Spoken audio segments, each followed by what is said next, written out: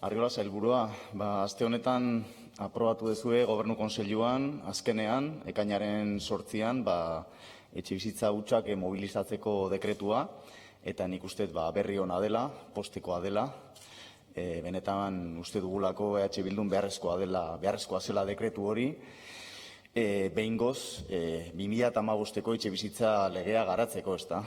Esaten dut hori, zeren eta 6 urte eman dituzue dekretu hori argitaratzeko, eta uste dugu, 6 urte galduak direla zentzu honetan, baina, hobe berandu inoiz baino, eta nik uste hemendik aurrera begiratu behar degula, edo sakondu egin behar degula dekretu horren garapenean, garapen errealean, praktikan nola jartzen den, eta aurrera nola eramaten den horretan.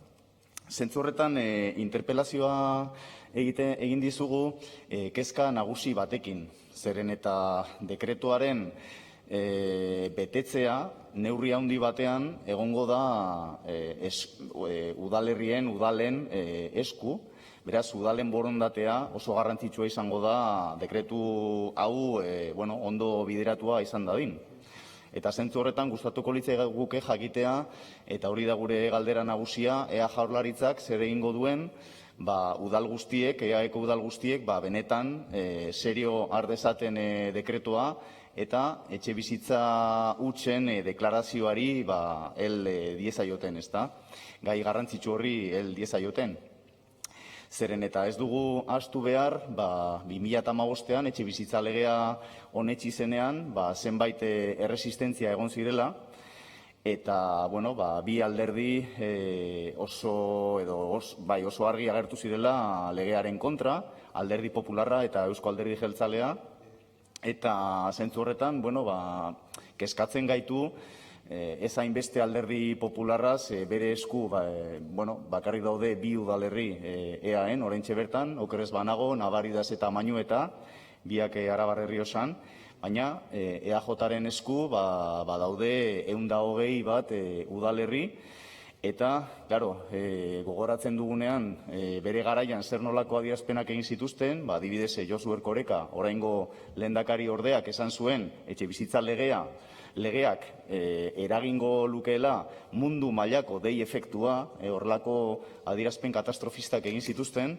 benetan orain kezkatzen gaitu dekretu honen gauzatzea haien esku egotea, ezta? Beraz, alde horretatik gustatuko litzaiguke jakitea ea PSek jaso duen zuen gobernukideen partetik konpromisoren bat benetan aurrera eramateko etxebizitza hutsen deklarazio prozedura, bai.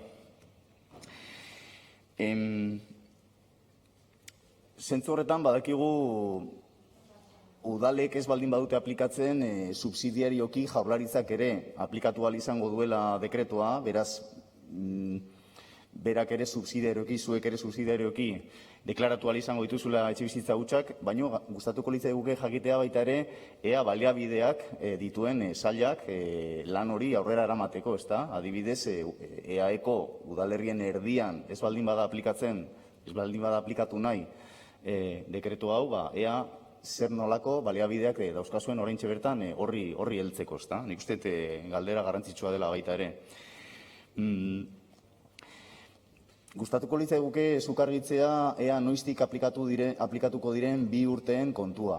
Okerez banago esan dezue, bihar bertan argitaratzen baldin bada boletin ofizialean dekretua, hurrengo egunean jada udalak hasi ahal izango direla, espedientea inkoatzen, eta beraz azken 2 urtetan ja utzik egon diren etxe horiek utzik deklaratzen, ezta? Gustatuko litzaiguke hori argitzea. Eta oso garrantzitsua iruditzen zaigu zer konsideratzen den etxebizitza huts, ezta? Ze uste dugu salbuespen desente jartzen ari zaretela eta horrek ere kezkatzen gaitu. Prentsan entzun dugu EAen daudela 15.000 bat etxebizitza huts. Hori da esan dezuen zifra, eta hori da geratzen ari den zifra jendearen buruan. Nik ulertzen dut gobernuak ez duela jendea alarmatu nahi, baina uste dut ez dala jendea ez da ere anestesiatu behar. Eta 15.000 etxe horiek, ez dira utzik dauden etxebizitza guztiak. Ikusten baldin baditugu zuek zeuek emandako datuak, EAen, oraintxe bertan, 54.000 etxe bizitza daude huts, 54.000. Gertatzen dena da, hor, bazterketa batzuk edo deskarte batzuk egin dituzuela. Lehenengo deskartea, nahiko kezkagarria iruditzen zaigu, lehenengo deskartearekin lotuta dagoen gai bat. 20.000 etxe bizitza, kendu dituzue zerrendatik edo dekretu honek ez die afektatuko, logikoki daudelako salmentan edo alokairuan eskaintzan, ezta? Nolabait esateko.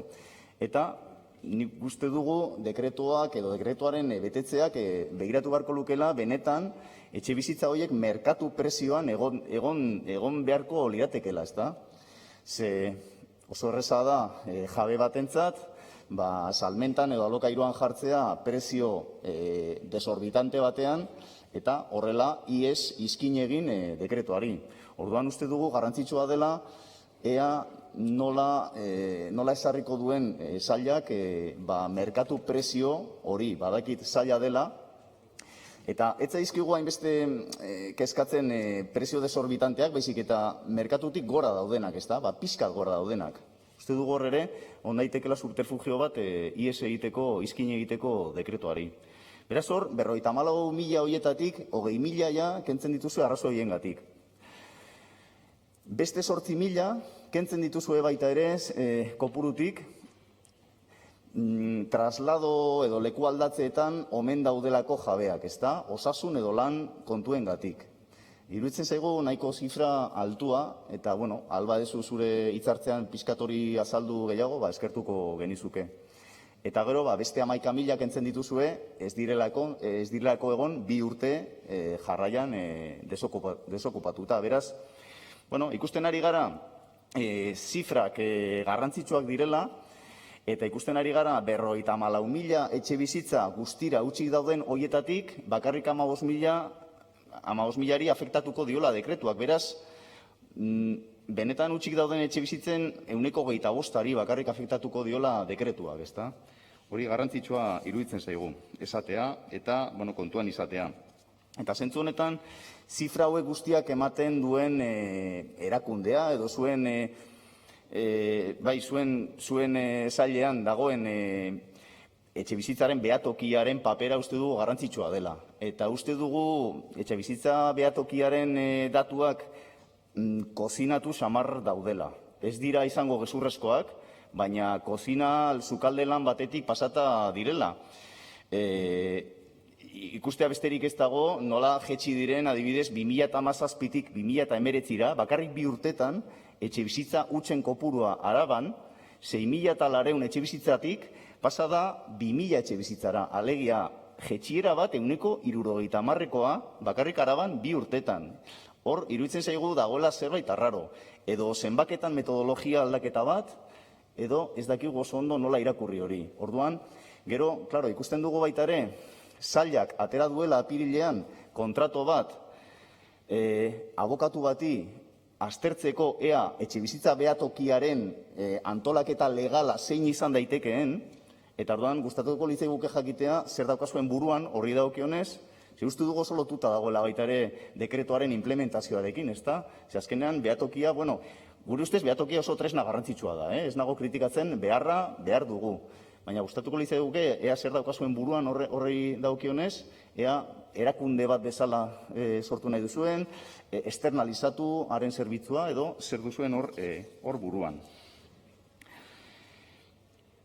Garrantzitsua iruditzen zaigu baita ere etxe bizitza beharra duten eremuen izendapena, ezta? Batez ere alokairu fortzosoei begira. Eta kezkatzen gaitu jarri dituzue 2 baldintza, eta lehenengo baldintza da etxe biden 100 persona baino gehiago izendatuta egotea edo izena emanda egotea.